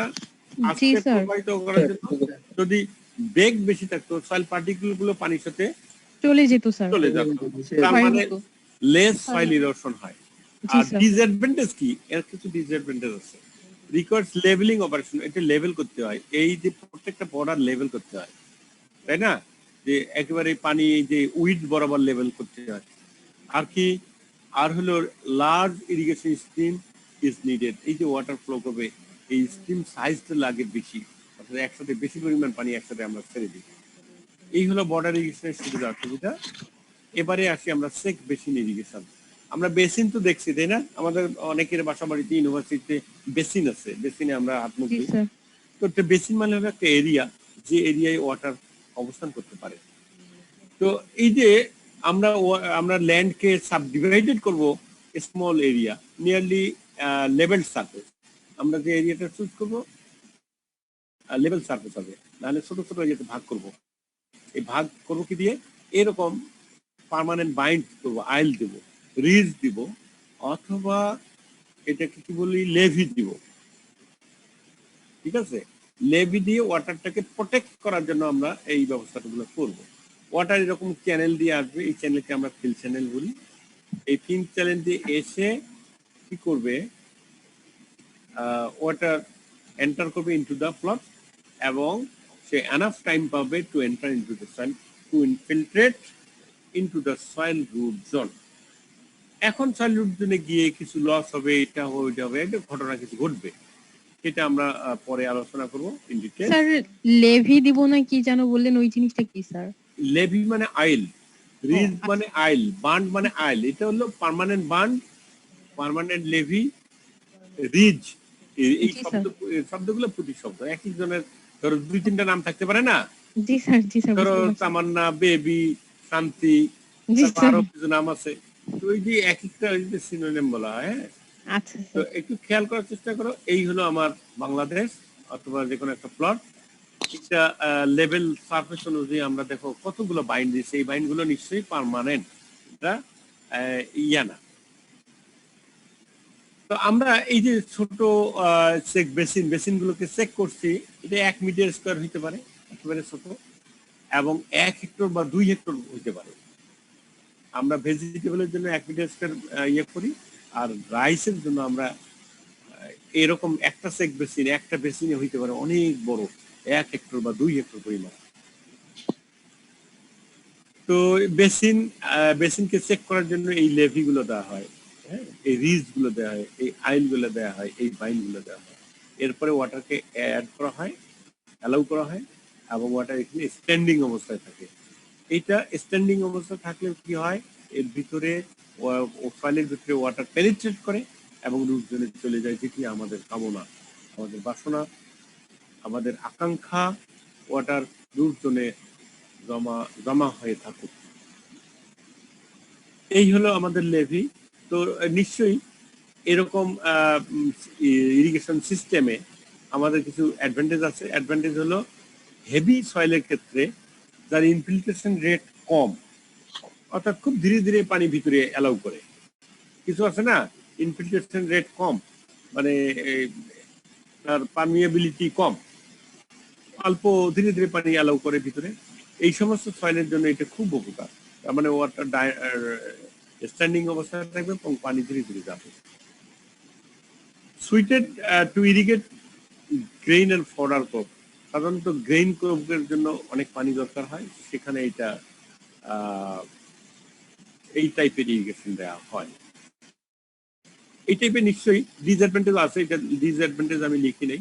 ডিসঅ্যাডভান্টেজ কি বলতো, এইরকম বাইন্ড তৈরি করতে অনেক শ্রমিক দরকার হয়, আর এইরকম বাইন্ড তৈরি করলে দেখো 1 2 3 4 5 6 7 অনেক জমি অপচয় হয়, অনেক ফার্ম ইকুইপমেন্ট দরকার হয়।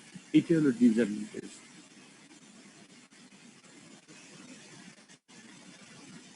এরপরে আসো ফারো ইরিগেশন। আমরা কিছু রো ক্রপ তৈরি করি, এই রো ক্রপ কাল্টিভেট করি। রো ক্রপের জন্য আমাদের এরকম ফারো তৈরি করতে হয়। এরকম মেইন চ্যানেল থেকে যে কোনো ভাবে যদি ওয়াটারকে অ্যালাউ করি, প্রত্যেকটা ফারোতে আমরা দিয়ে দিই। তো প্রত্যেক ফারোর 2 পাশে যে রো ক্রপ আছে, ক্রপ রুট জন্য ওয়াটার পেনিট্রেট হয়, ওয়াটার ইনফিল্ট্রেট হয়, ওয়াটার এসে জমা হয়। এই পদ্ধতিকে আমরা বলি ফারো ইরিগেশন সিস্টেম। এখন প্রশ্ন করতে পারে ফারো স্পেসিং কত হবে, একটা ফারো থেকে আরেকটা ফারো কত হবে? এটা 30 থেকে 40 সেন্টিমিটার ভেজিটেবল ক্রপের জন্য। পটেটোর জন্য 60 সেন্টিমিটার থেকে 90 সেন্টিমিটার হয়। বাগানের জন্য 1 থেকে 2 মিটার পর্যন্ত এরকম ফারো ইয়া হতে পারে। ফারো পানি এক প্রান্ত থেকে আরেক প্রান্ত যায়। কেন যায়? এই জন্য কিছু মাইল্ড স্লোপ থাকা দরকার, 0.2% থেকে 0.5% স্লোপ থাকা দরকার, from upper reach to lower reach পর্যন্ত। আমরা করি কি এখানেও পানি স্ট্যান্ডিং অবস্থায় থাকে, কিন্তু দেখো সব জায়গায় পানি স্ট্যান্ডিং নাই। এরকম পানি স্ট্যান্ডিং অবস্থায় কোথায় ছিল? চেক বেসিনে সমস্ত জায়গায় পানি স্ট্যান্ডিং ছিল। এখানে দেখো কিছু সংখ্যক জায়গায় কিন্তু পানি স্ট্যান্ডিং অবস্থায় থাকছে না। তো তাহলে এখানে আমাদের তাহলে একটু সুবিধা, এইটা হলো আমাদের বড় সুবিধা। আমরা সাধারণত এই রো ক্রপ যেগুলো হয়, রো ক্রপের ক্ষেত্রে অলরেডি ট্রেন্স তৈরি হয়ে থাকে, সেই ট্রেন্সে আমরা ওয়াটার ইরিগেট করে থাকি। এখানে পানিটা এরপরে স্ট্যান্ডিং অবস্থায় থাকবে, অপর পাশে এটাকে আটকায় দেওয়া হয়। তো এই যে ফারো ইরিগেশন, এখানে ডাবল রো, দেখো ফারো ইরিগেশন ডাবল রো। তাহলে এটার যে ক্রপ রুট জোনে ফারো নাম্বার 1 থেকে 1-এর 2 পাশে ওয়াটার ইনফিল্ট্রেট হয়ে রুট জোনে ওয়াটার রিজার্ভার হিসেবে জমা থাকে। এই ওয়াটার রিজার্ভার হিসেবে জমা থাকলে রুট জোনে সেই ওয়াটার আপটেক করে, কে আপটেক করে? ক্রপ আপটেক করে, এবং তার গ্রোথ এন্ড ডেভেলপমেন্ট অব্যাহত রাখে।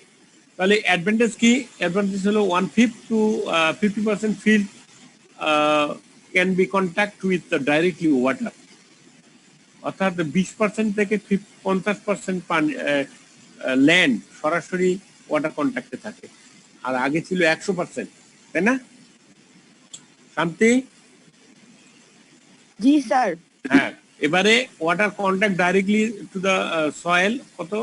20% থেকে 50%। দেখো এই মাঝে মাঝে এগুলো তো ওয়াটার কন্ট্যাক্ট নাই, এইখানে ওয়াটার কন্ট্যাক্ট আছে এই যে।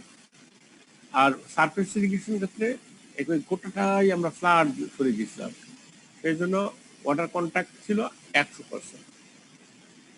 তো এইটা হলো অ্যাডভান্টেজ।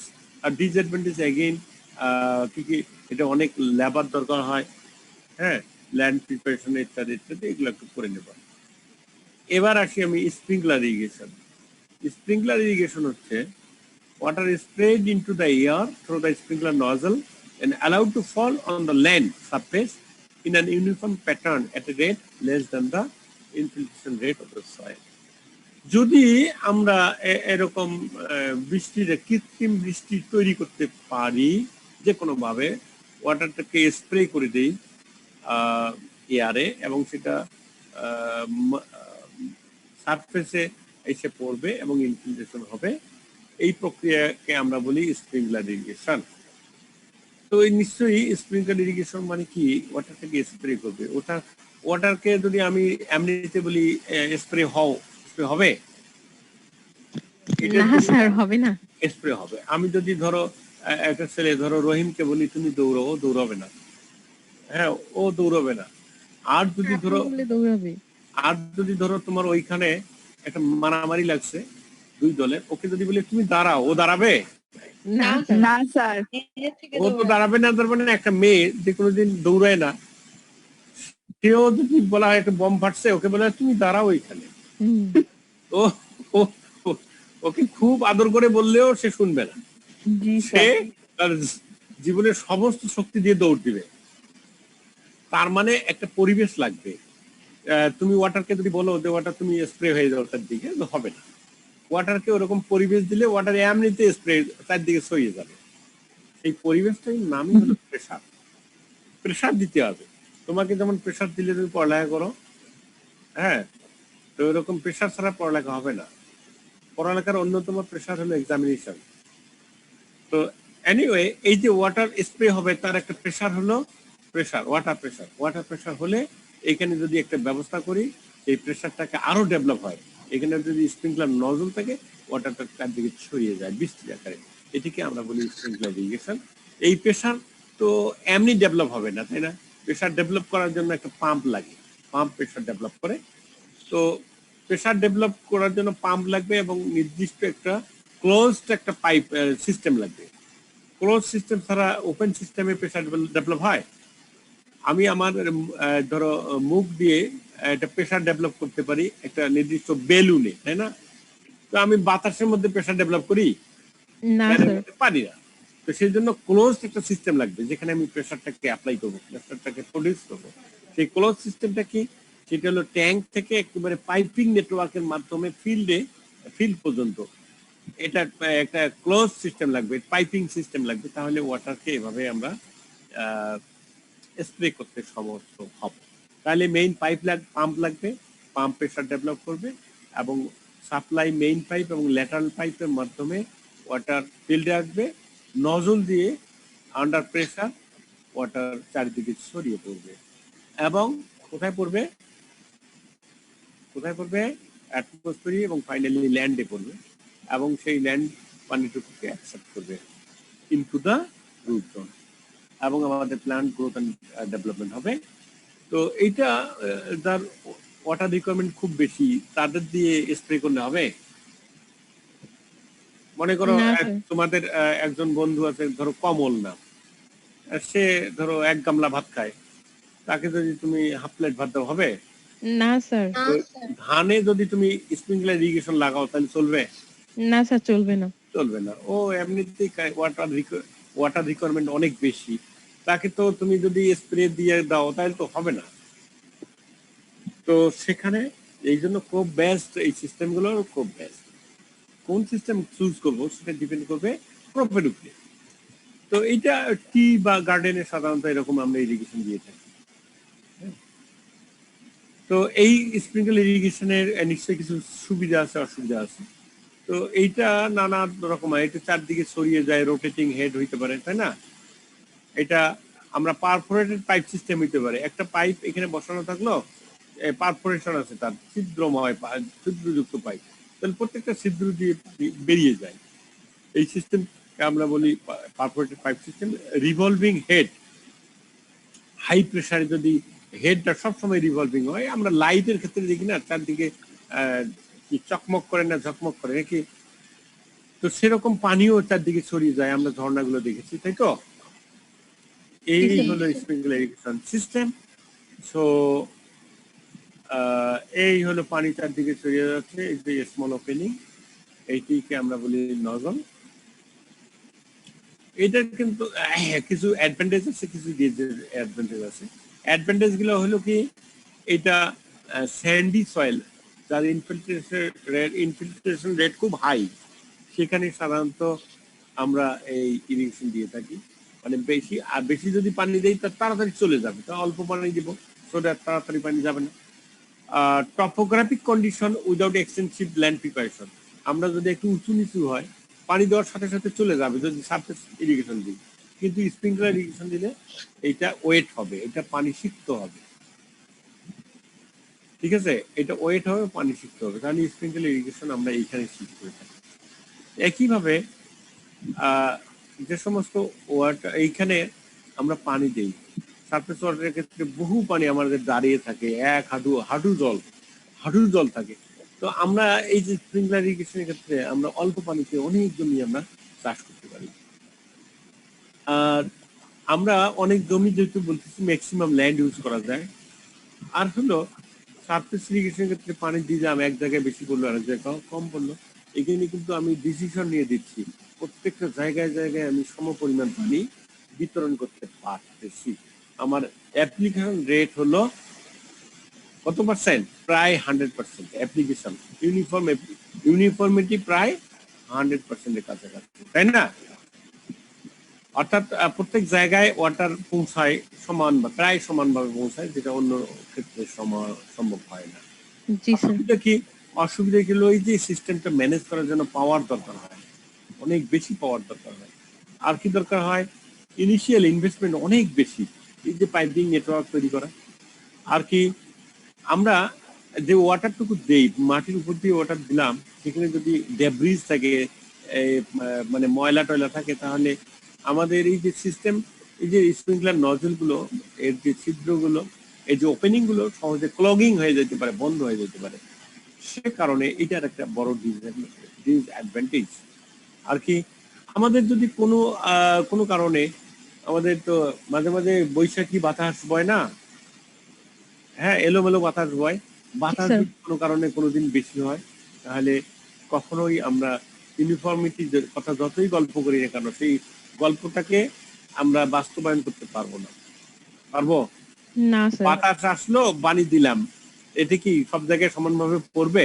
না স্যার, বাতাসের বেগের দিকে একটু বেশি যাবে। রাইট, মানে ইউনিফর্মিটি হবে না। যদিও থিওরিটিক্যালি আমরা বলতে পারলাম যে ইউনিফর্ম হবে, কন্ডিশন হলো কোনো বাতাস থাকবে না, কিন্তু কোনো বাতাস থাকবে না এই ঘটনা তো ঘটে না। তো আর যদি হাই টেম্পারেচার হয় আমাদের অবস্থাটা কি হয় বলতো? খুব হাই টেম্পারেচার, স্প্রিংকলার ইরিগেশন দিলাম, কি হবে? ইভাপোরেশন বেশি ইভাপোরেশন বেশি হবে স্যার। ইভাপোরেশন বেশি হয়ে যাবে। এমন যদি হয় একটা এলাকায় পানি আমরা উঠালাম, সেই এলাকায় আয়রন সমৃদ্ধ জোন, এই জোনে আয়রন বেশি, সুতরাং পানিতেও আয়রন থাকবে। এই পানি আয়রন থাকলে এইগুলো পাইপ গুলো একেবারে লালচে হয়ে যাবে এবং ক্লগিং হয়ে যাবে। আয়রন নিশ্চয়ই অক্সিডেশন হইলে কি হয় বলতো? এই বলো শান্তি, আয়রন অক্সিডেশন হইলে কি হয়? মরিচা ধরে স্যার, মরিচা হয়ে যায়। আরে মরিচার এই রাসায়নিক নাম কি? Sir iron oxide, ferric oxide আর হচ্ছে পানি, এর সংখ্যক পানি। জি স্যার। হ্যাঁ, ফেরিক অক্সাইড, এগুলো একটু রেডিলি একটু বোঝার চেষ্টা করবা। তোমার জ্ঞান মানে প্র্যাকটিক্যাল জ্ঞান থেকে থিওরিটিক্যাল জ্ঞান থেকে প্র্যাকটিক্যাল জ্ঞানে চলে আসবে। এই যে আয়রন লাল রং হয় কেন? অদক্ষেপ করে। এই অদক্ষেপটাইকে আমরা সাধারণত আমরা এটাকে ক্লগিং এ করে। ফেরিক অক্সাইড যদি হয়, প্রাইস অক্সাইড, ফেরিক অক্সাইড যদি তৈরি হয়, এটাকে লাল একটা অদক্ষেপ করে। এই অদক্ষেপটা এট লাস্ট কি করে? আমাদের পাইপের মুখ বন্ধ করে দেয়, পাইপের ডায়ামিটার, ইনার ডায়ামিটার কমাই দেয় এবং ক্লগিং হয়। কি ক্লগিং হয় বলতো? ক্লগিং বন্ধ হয়ে যায়, স্প্রিংকলারের স্পেস, পোর স্পেস যেটাকে স্প্রিংকলারের ওপেনিং গুলো বন্ধ হয়ে যাবে। এই ছিল আমাদের তারপরে এখানে বলতে not suited for the high water requiring crop, যেটা ডেপথ অফ ওয়াটার দরকার হয়, সেটা যেমন পেডিতে এটা করা সম্ভব হয় না, ইত্যাদি। এই ছিল আমাদের স্প্রিংকলার ইরিগেশন সিস্টেম। এরপরে আমি দেখি drip irrigation, last irrigation method. Drip মানে ড্রপ থেকে আসছে ড্রিপ, ফোটায় ফোটায় যে পানি দেওয়া হয়। আমরা যদি কোনো রোগী থাকে, রোগীকে ফোটায় ফোটায় আমরা কি করি? স্যালাইন দেই। কোথায় দেই? বডিতে দেই, তাই না? তো ফোটাকে কন্ট্রোল করা হয়। এইরকম ফোটায় ফোটায় আমরা বডিতে না দিয়ে যদি ফোটায় ফোটায় দেওয়ার পরে কি হয় বলতো? ফোটায় ফোটায় আমরা স্যালাইন দিলাম একটা লোককে, কি হয়? সে তার জীবন শক্তি ফিরে পায় এবং বেঁচে থাকার উৎসাহ পায়। আর যদি না দিতাম তাহলে মারা যাওয়ার সুযোগ থাকে, তাই না? কোষগুলো খাবার পাইতো না স্যার। তো কোষগুলো খাবার পাইতো না, আমরা নিস্তেজ হয়ে যাই। এই জন্য আমরা নিজে মুখ দিয়ে খাবার যখন না পাই তখন আমাদেরকে স্যালাইন দিয়ে স্যালাইন খাওয়ানো হয়। এখন আমরা যদি স্যালাইনের মতোই এতে ব্যবস্থা করি, রুট জোনে আমরা দিই। এই যে এই প্ল্যানটা তোমরা দেখতে পাচ্ছ, চারপাশে তো আরো ল্যান্ড আছে না? তো আমরা সেখানে আমরা দিব না, আমরা এই গাছের রুট যাবে, সেই রুট জোনে এরকম ফোটায় ফোটায় পানি আমরা অবিরত ভাবে কন্টিনিউয়াসলি, নট ইন্টারমিডিয়েট, একটু দিব একটু দেবো না, না, প্রতিনিয়ত ভাবে আমরা এটাকে ওয়েট করতে থাকবো, পানি সিক্ত করতে থাকবো। আমাদের টার্গেট হলো পানি সিক্ত করা, এটা পানি জমানো না, পানি জমানো না। ওয়েট আর পানি জমানোর মধ্যে ডিফারেন্স কি বলতো? স্যার ওয়েটটা হচ্ছে মাটি এটাকে ভিজিয়ে দিবে, আর পানি জমানো হচ্ছে মাটিটাকে স্যাচুরেটেড করে উপরে আবার জমা হয়ে থাকে। এটা হলো বিফোর স্যাচুরেশন, মানে মানে জাস্ট বিলো স্যাচুরেশন। জি স্যার। এটা হলো ওয়েট। আর যদি অ্যাবাভ স্যাচুরেশন যায় সেটাকে আমরা বলি পানি জমে থাকবে, পানি জমবে। জি স্যার। বুঝতে পারছো শান্তি? এগুলো যদি একটু বোঝার চেষ্টা করো তাহলে আই থিংক তোমাদের পড়ালেখা। স্যার এখানে তো স্যার ফোটায় ফোটায় পানি দেওয়া বলতে তো 1 ফোঁটা 2 ফোঁটা করে না, মানে হচ্ছে আমি জাস্ট মাটিটাকে ভেজানোর জন্য যতটুকু পানি দরকার। না না না, 1 ফোঁটা করে দেব, এটা ডিসিশন নিব। ডাক্তার আর ডিসিশন নেয় না, আসিয়া নার্স আপা আমাদের বলে না এই বেশি করতেছে একটু কমায় দেয়, বা কম করতেছে একটু বাড়ায় দেয়। হ্যাঁ, তাহলে কি স্যার এটাতে 1 ফোঁটা 2 ফোঁটা এরকম করে দিতে হবে? হ্যাঁ হ্যাঁ, 1 ফোঁটা 2 ফোঁটা ওরকম করে দিতে হবে। এইটা ডিসিশন নেই ওখানে ডাক্তার আপারা অথবা নার্স আপারা ডিসিশন নেয়, এখানে ডিসিশন নেবে আমাদের এগ্রিকালচার ইঞ্জিনিয়াররা। তারা ডিসিশন নেবে বা এই কৃষকরা কিভাবে এক্সপার্ট স্কিল যারা টেকনিশিয়ান আছে তারা ওইটা সেট করে দিয়ে আসবে। আচ্ছা, এটা প্লান্ট রুট জোনে যাবে। এইখানে আমরা কি করি, এটা ওই যে স্যালাইনের সাথে অনেকে আমরা খাবার দেই, তাই না? এই লিকুইড কি বলে, মুরগির বাচ্চার কি বলে বলো তো? স্যার বুঝতে পারিনি স্যার, আরেকবার। মুরগির বাচ্চার যে স্যুপটা, এটা কি বলি? চিকেন বলে চিকেন স্টক, হ্যাঁ এটাই তো, তোমরা তো কিছুই বলো না। চিকেনের স্টক, এই চিকেনের স্টকটাকে আমরা স্যালাইনের মধ্যে দিয়ে দিই। আমাদের ওই পানি দেয় না, লবণ যায় না, সবকিছু মিলে যায়। তো এইখানেও আমরা ফার্টিলাইজারও এর মধ্যে ইনপুট করতে পারি ওয়াটারের সাথে সাথে। এই জন্য ওয়াটার আর ইরিগেশন, এটাকে অনেক সময় ফার্টিগেশনও বলা হয়। ওয়াটার ইরিগেশন, ফার্টিগেশন, ফার্টিলাইজার এবং ইরিগেশন একসাথে। আচ্ছা, আমরা একটু দেখার চেষ্টা করি। এই হলো ইরিগেশন। আমরা এইখানে ড্রিপ ইরিগেশনের মাধ্যমে আমরা ড্রপ বাই ড্রপ দিলে পরে এটা ইউনিফর্মলি প্রত্যেকটা প্লান্ট রুট যাবে এবং এটা গ্রোথ অ্যান্ড ডেভেলপমেন্ট হবে। এবং এইটা শেষ পর্যন্ত কি হয়, এটা বেরিয়ে যায় কোথায়, এই ইভাপো ট্রান্সপিরেশন হয়ে বেরিয়ে যায়। এইটাকে আবার কালেকশন করে আমরা এটা কি মেঘের আকারে এটা কালেকশন করি, এটা আবার ইরিগেশন হয়। এইভাবে আমাদের এই যে ওয়াটার সাইকেল, হাইড্রোলজিক সাইকেলটা এইভাবে চলতে থাকে। নেক্সট দেখে যাও স্লাইড।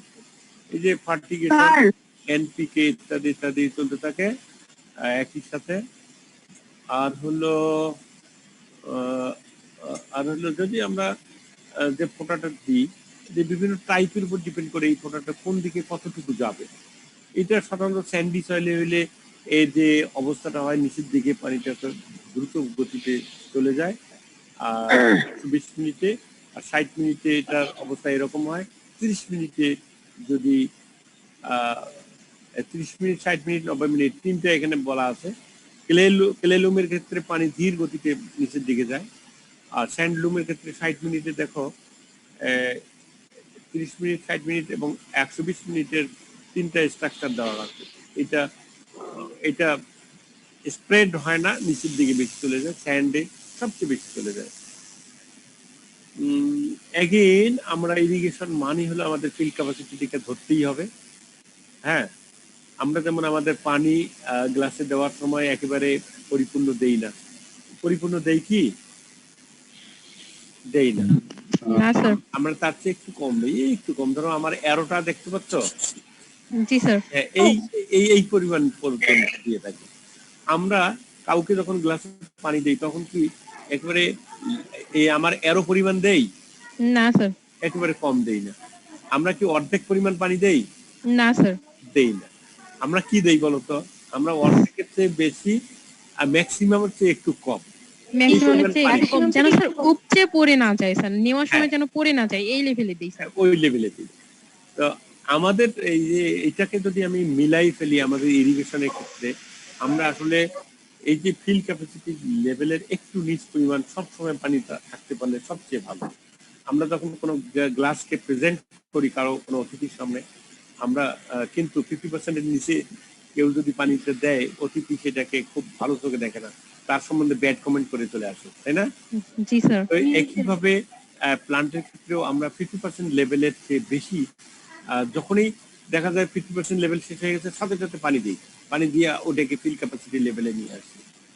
এটা কেলের ক্ষেত্রে কার্ভটা, ওয়াটার অ্যাবজর্পশনটা এরকম, লুমের ক্ষেত্রে এরকম, স্যান্ডের ক্ষেত্রে এটা খুব দ্রুত গতিতে পানি অ্যাবজর্পশন হয়ে যায়।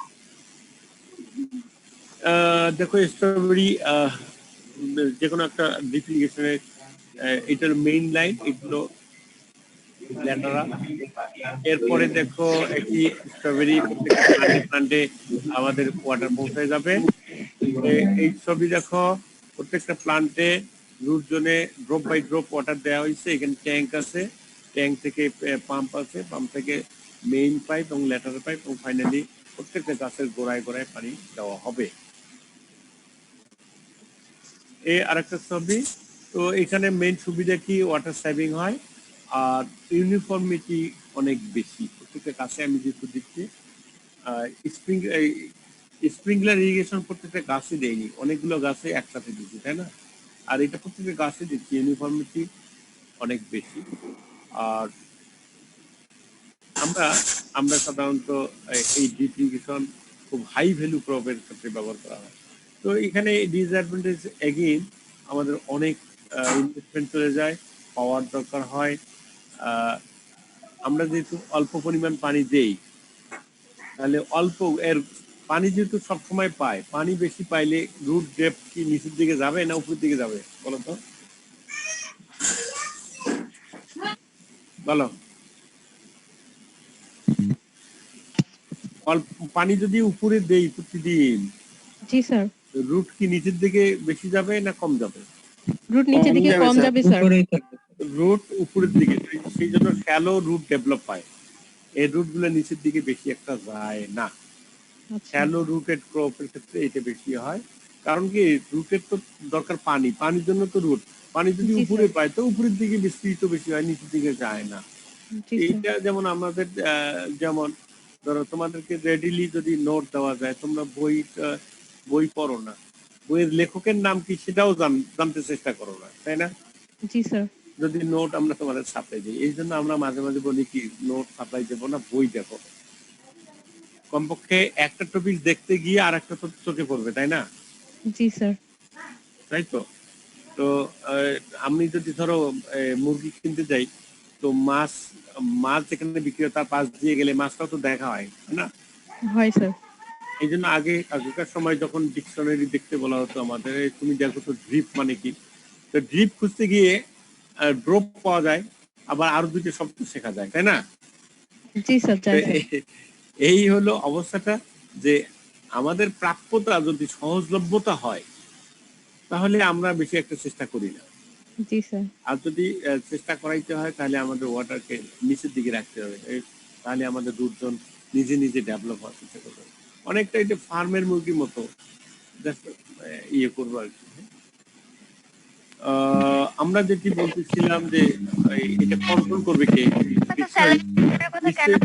মেকানিক্যাল কন্ট্রোলার দরকার হবে। এই মেকানিক্যাল কন্ট্রোলারের নাম হলো ড্রিপার।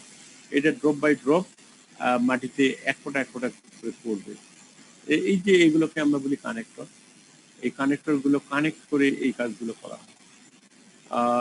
এর জন্য ফ্লেক্সিবল পাইপ দরকার হয়। স্যার কানেক্টর গুলো কি স্যার একটা পাইপের সাথে আরেকটা পাইপের কানেক্ট করে? হ্যাঁ, একটা পাইপ তো অনেক বড় নাও হইতে পারে, ছোট হইতে পারে, অথবা জয়েন্ট গুলো। জি স্যার। একাধিক পাইপের মানে হচ্ছে যে ডানে কিংবা বামে আমি যদি নিয়ে যেতে চাই তখন এরকম জয়েন্ট দিয়ে হ্যাঁ, তুমি একটা 10 ফিট পাইপ আর একটা 10 ফিট যোগ করবা, তুমি পাইপ দিকে ধরে বলবা যে প্লিজ জয়েন্ট হও, জয়েন্ট হবে না স্যার, কানেক্টর লাগবে। সুরেলা কণ্ঠে বললেও তো জয়েন্ট হবে না, হবে না স্যার, হবে না। আদর দিয়ে বললেও হবে না, সুতরাং কানেক্টর লাগবে। জি স্যার। বুঝছো? এগুলা আবেগ টাবেগ দিয়ে এগুলা কাম হবে না, বুঝছো? সুতরাং এই যে পাইপ, এই যে বলো স্যার, অনেকের নেট প্রবলেমের কারণে স্যার বের হয়ে গেছে, আর কানেক্টিং হইতে পারছে না। আচ্ছা, আমি শেষ করে দেবো স্যার, এটা জলদি শেষ করে দিলে স্যার ভালো হতো। আচ্ছা, জলদি শেষ হয়ে গেছে, আমার স্লাইডও শেষ হয়ে গেছে। টাইপস অফ ক্রপ আমি আগেই বলছিলাম, বিভিন্ন ক্রপের টাইপের উপর ডিপেন্ড করবে কোন মেথড আমরা ইউজ করব। যে মেথড ইউজ করব সেই মেথড আমাদের যেমন চা আমাদের টি পঞ্চগড়ে হচ্ছে, ওইখানে যদি আমি সারফেস ইরিগেশন মেথড ইউজ করি তাহলে হবে না, সেখানে স্প্রিংলার ইরিগেশন মেথড ইউজ করতে হবে, জমি যেহেতু ঢালু উঁচু নিচু আছে। এখন ইনফিল্ট্রেশন রেট অফ সয়েলের উপর ডিপেন্ড করবে কোন টাইপের সয়েল, কোন এলাকায় আমি এই চাষগুলো করতেছি, তাহলে সেই এলাকার অনুযায়ী আমাদের যদি খুব ইনফিল্ট্রেশন বেশি হয় তাহলে আমরা সারফেস ইরিগেশন ব্যবহার করব, মাটির নিচ দিয়ে পানি দিব, তাহলে আমার কোনো ঝামেলা নাই। ক্লাইমেটিক কন্ডিশনে খুব যদি এরিড ক্লাইমেট হয় তাহলে সেখানে আমরা কোন মেথড ব্যবহার করব, সেটা নিশ্চয়ই ড্রিপ ইরিগেশন মেথড ইউজ করার চেষ্টা করব, যেখানে ওয়াটার লস কম, ইত্যাদি ইত্যাদি। আমি অলরেডি তোমাদের বলেছি যে ইরিগেশন সোর্স কি, ওয়াটার সোর্স কি। এবারে আমি বলার চেষ্টা করি what are the sources of water losses. Surface run of অর্থাৎ ওভারফ্লো লস, ক্যানেলের মধ্যে দিয়ে যাচ্ছে, ক্যানেল ছোট হওয়ার কারণে ক্যানেল ওভারটপিং হয়ে গেল, এটাকে আমরা বলি সারফেস রান অফ বা ওভারফ্লো লস। এটা একটা প্লটে দেওয়া হলে প্লটের চারপাশে যে পার্মানেন্ট বাইন্ড আছে সেই বাইন্ড আর রিজ আর লেভি ছোট হওয়ার কারণে ওভারটপিং যদি হয় সেটাকে আমরা বলি রান অফ লস। এরপরে non uniform distribution of water over the field. ফিল্ডে এক কোনায় একটু বেশি গভীর, তাহলে এখানে লস হয়। আর নিশ্চয়ই end of the border or ফারোটা নিশ্চয়ই একদিকে ঢালু থাকে, সেখানে শেষের দিকে কিছু পানি সবসময় জমানো থাকে, এটা হলো ওয়াটার লস। পার্কুলেশন লস হলো ওয়াটার মৃত্তিকা অভ্যন্তরে প্রবেশ করার পরে সয়েল বডির ভিতরে, inside the soil body, water run through the water run vertically towards the ground water, এটাকে আমরা বলি পার্কুলেশন। আর other than vertical movement of soil into the soil body, এটাকে আমরা বলি সিপেজ। আরেকটা হলো ওয়াটার যখন কোনো ফার্মে থাকে, ফিল্ডে থাকে, যখন এটা উপর থেকে ইভাপোরেশন হয়, এটাকে ইভাপোরেশন হয়, বাষ্পায়ন হয়, এটাকে বলি আমরা ইভাপোরেশন লস। এই লস গুলো আমাদের এই প্লটে হয়ে থাকে। এখন সর্বশেষ ইরিগেশন মেথড হলো সাবসারফেস ইরিগেশন। সাবসারফেস ইরিগেশন মানে water is provided to the plant by raising the water table to the root zone of the crop, by carrying the moisture to the root zone by perforated underground pipe, এটাকে sub irrigation বলা হয়। অর্থাৎ আমি এভাবে reading না পড়ে আমি তোমাদের ছবি দেখাই। এই যে একটা পাইপ, আমরা যদি কোনো ক্রপ কাল্টিভেশন করার আগেই এরকম একটা পাইপ সেট করি, পারফোরেটেড পাইপ আমরা দিই, এই যে পারফোরেশন, এটা ওয়াটার যদি পাস করি, ওয়াটার ইন ওয়াটার আউট, তাহলে একটা নেটওয়ার্কের মধ্যে ওয়াটার খালি পাস করতে থাকবে, ঘুরতে থাকবে। এটা ঘুরবে কেমনে? By the pressure. প্রেসার দিলে মানুষ যেমন ঘুরতে থাকে, এই প্রেসার দিলে পানিও ঘুরতে থাকবে। ঘুরতে ঘুরতে একটা পর্যায়ে পানির প্রাপ্যতা কমে যাবে, তার মানে এই পারফোরেশন দিয়ে ওয়াটার বেরিয়ে যাবে এবং রুট জোনকে সিক্ত করবে। এইটি হলো সাবসারফেস ইরিগেশন। তো এর বলো, সাবসারফেস ইরিগেশনের ক্ষেত্রে কি পাইপটা মাটির নিচে দেওয়া হয়? হ্যাঁ 100%। মানে আমি হচ্ছে ক্রপ লাগানোর আগে। ও আচ্ছা স্যার, এই পাইপিং নেটওয়ার্কটা স্থাপন করতে হবে। এটা একটা পাইপ না, পাইপিং নেটওয়ার্ক। হ্যাঁ, আর স্যার ওখানে কি ছিদ্র থাকে মাঝে মাঝে? পারফোরেশন থাকবে মাঝে মাঝে পারফোরেশন থাকবে। এইটা নিশ্চয়ই ক্রপ রুট জোন যেখানে আছে, রুট জোনের নিচে এটি করবে কি, পারফোরেশন দিয়ে ওয়াটার বেরিয়ে এসে একটা টেম্পোরারি ওয়াটার টেবিল ডেভেলপ করবে। Okay sir, water table develop করবে। এখানে ক্যাপিলারি প্রভাবে, ক্যাপিলারি অ্যাকশনের কারণে রুট হেয়ার গুলো ওয়াটারটাকে আপটেক করবে, ইনটেক করবে। ওকে, এটাকে বলছে সাব ইরিগেশন। ওকে, আমরা কিভাবে আমরা বুঝবো যে পানি ঠিকমতো যাচ্ছে কিনা, অপচয় হচ্ছে স্যার? কিভাবে বুঝবো যাচ্ছে কিনা? এটার জন্য হাই টেকনিক্যাল লোক হইতে হবে, সাধারণ লোক বুঝতে পারবে না। সাধারণ লোক এটা বুঝবে কেমনে? যেমন সাধারণ কথাবার্তা ভালো মানুষ এবং পাগল বুঝে না, আর ভালো মানুষ এবং ডাক্তার নিশ্চয়ই একজনের ভাষা আরেকজন বুঝে না। এটা হাইলি টেকনিক্যাল একটা বিষয়, সেটা বুঝবে ওই টেকনিক্যাল লোকজন। এটার অ্যাডভান্টেজ কিছু আছে নিশ্চয়ই। এই আমরা আগে যেমন ক্যানেল তৈরি করতাম, সেখানে কিছু ল্যান্ড কাল্টিভেশনের বাইরে থাকতো, তাই না? আউট অফ কাল্টিভেশন থাকতো কিছু ল্যান্ড। এইখানে সমস্ত ল্যান্ডকে আমরা ব্যবহার করতে পারতেছি। এখন যেখানে লো ওয়াটার হোল্ডিং, পানি ধারণ ক্ষমতা ছিল না যে সমস্ত সয়েলে, সেই সয়েলগুলোতে এখানে আমি কোটিপতি, আমার এলাকায় যে সয়েল আছে সেই সয়েলে কোনো পানি ধারণ ক্ষমতা নাই, ইরিগেশন দেওয়ার সাথে সাথে পানি চলে যায়, তখন আমি এই সাবসারফেস ইরিগেশন মেথড আমি ফলো করতে পারবো। এখন আর কি, আমাদের যে আগে যে কোনো ইরিগেশন হোক না কেন, সেখানে সয়েল ইরোশন হতো, এখানে কোনো ধরনের সয়েল ইরোশন নাই। ওয়াটার লস এখানে একেবারে নাই বললে চলে, ওয়াটার কোনো লস নাই, ইত্যাদি ইত্যাদি। কিন্তু ইভাপোরেশন লস নাই,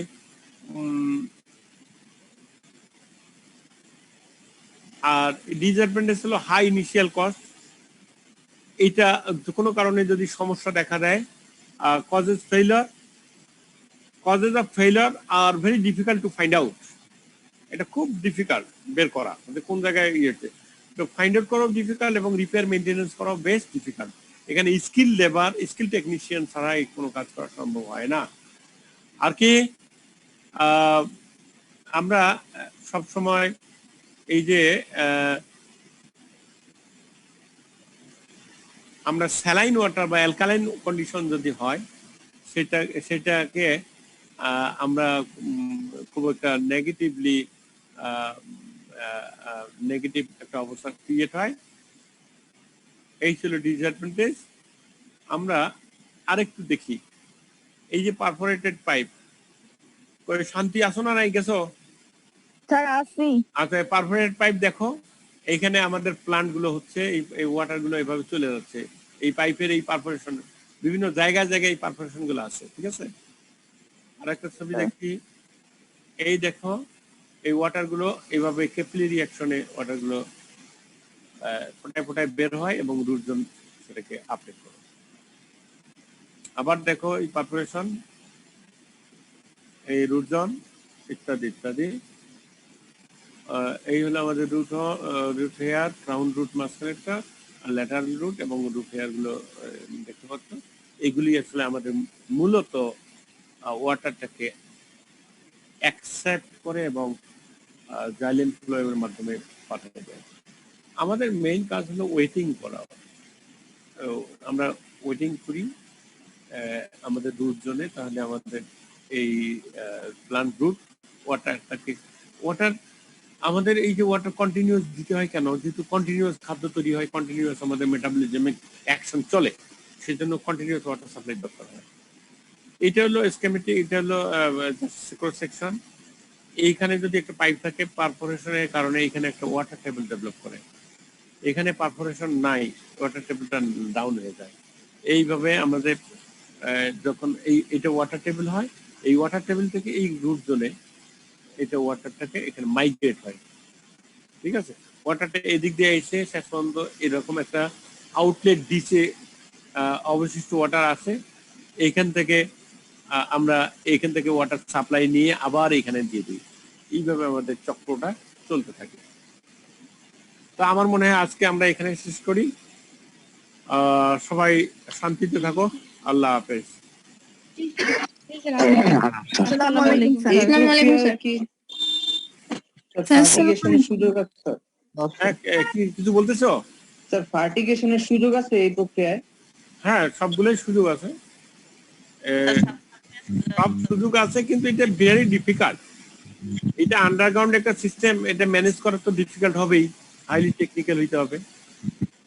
আর কিছু প্রশ্ন আছে? কয়েকটা স্লাইড দিয়ে দেখাতেন। কি জিনিস? স্লাইড শেষে কয়েকটা স্লাইড। আবার দেখবা?